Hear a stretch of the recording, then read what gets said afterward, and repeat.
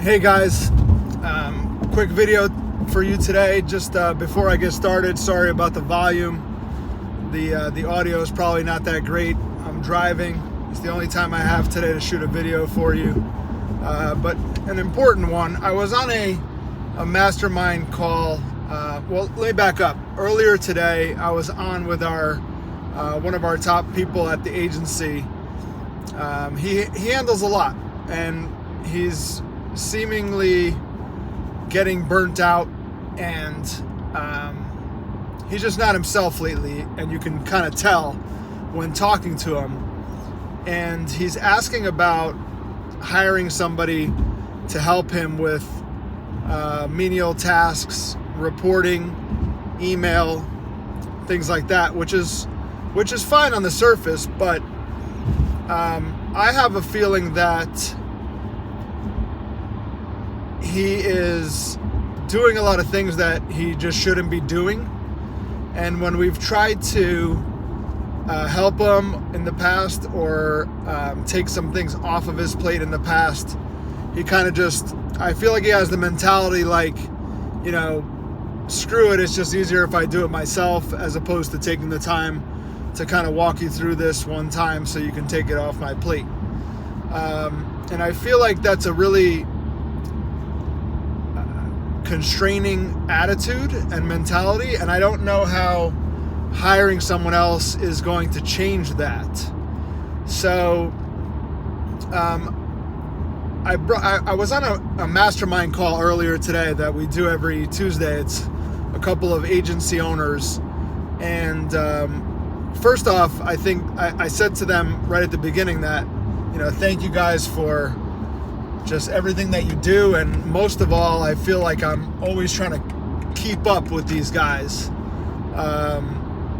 It's like it's a group that really stretches you to bring your best every week and to make sure that you're doing your best at work, just kind of naturally, not in a accountability sense where, you know, we say we're going to do things and they hold you to it. It's more of a underlying pressure to grow and to stretch and to do better.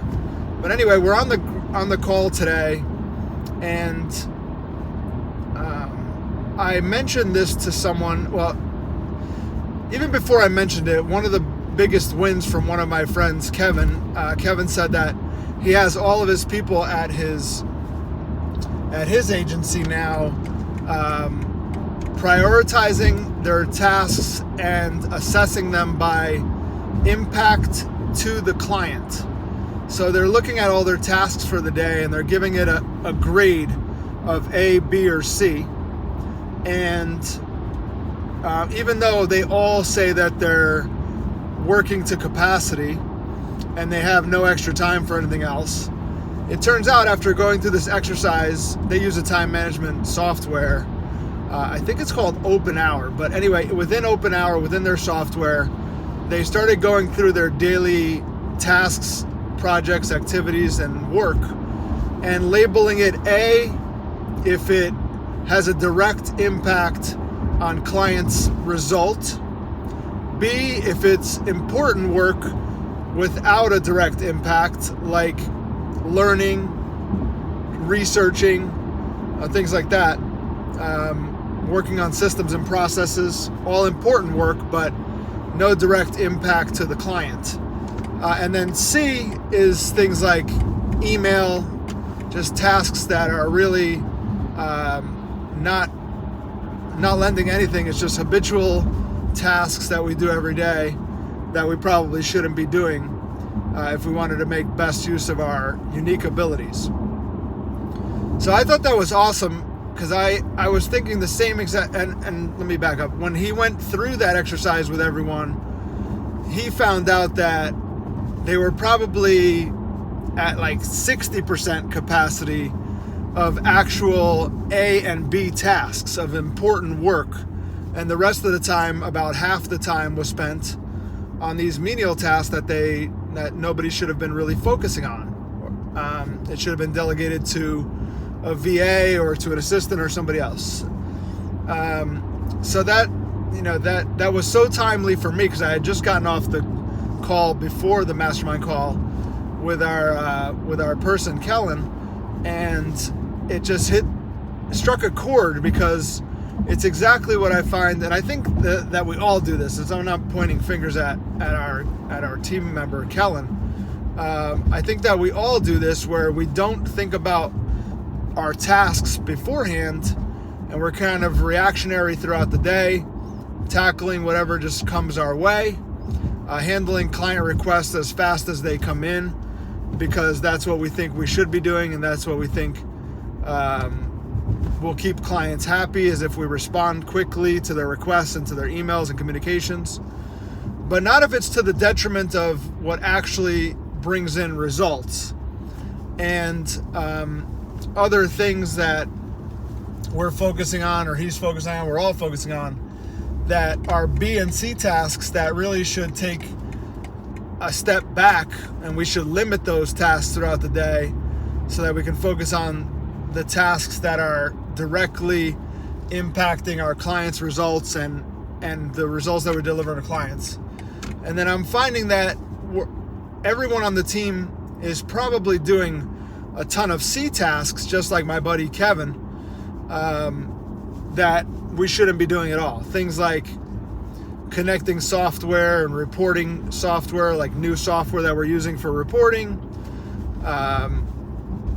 looking at emails and doling out tasks to the rest of the team, and then following up with the team to see if those things have been completed. Those are, they might be important, but they're definitely not A tasks. Most of them are probably B and C tasks for that person that's actually doing those things, like doling out tasks and spending time tracking down tasks and projects and checking in with other people to see if certain things are done. That just seems like such a time suck. And I can see why this person on our team is getting frustrated and on the verge of burnout if he's spending 50% of his time on tasks that he shouldn't be doing, or that drain him of his energy. Another exercise that we've done in the past that we haven't done in a while is the love and loathe exercise, where we ask people directly, and this is from the Scaling Up entrepreneurial operating system. It's a worksheet that basically just has people go through their day and write down things on the column of love that they love doing, that gives them energy, and that they loathe or hate doing, or that takes away from their energy, drains their energy. And it's the same type of thing here, where we should have our people focused on not only A tasks most of the time, but on the things that they love doing, that give them energy, that they can do all day, that's really a part of their unique ability. So we need to get back to that a little bit. But I think with this particular person, I'm going to have somebody, before we hire somebody else to help him, because just training that person is going to take an extra, who knows, 5-10 hours a week just to get the person up to speed. So it's going to be additional work for him to train the new person, at least for a couple of months. So it's not going to get better right away. It's probably going to get worse for him at the beginning before it gets better.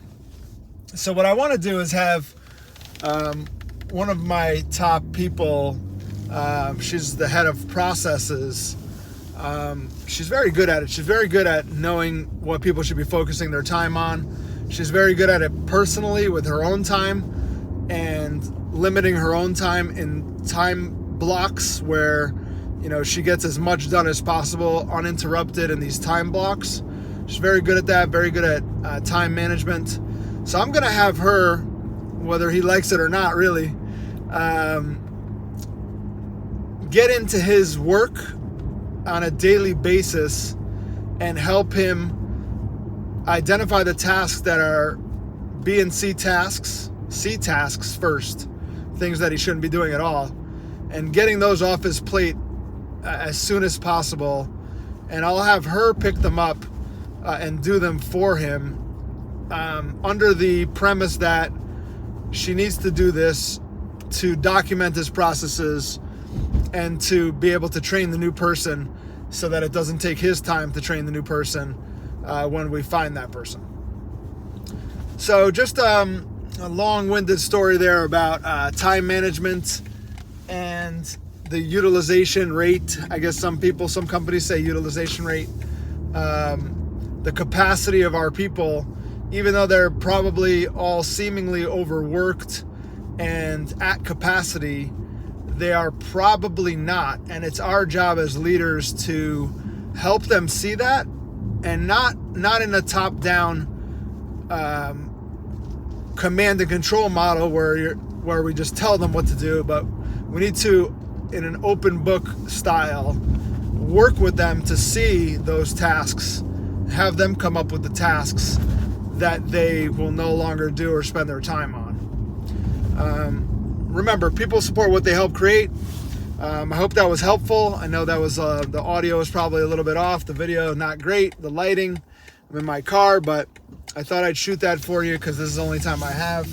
People support what they help create. If you have any questions or comments about that in your own life or your people's lives, anything that you can think of that comes to mind, anything you want to add, don't hesitate to reach out. And again, thanks for watching.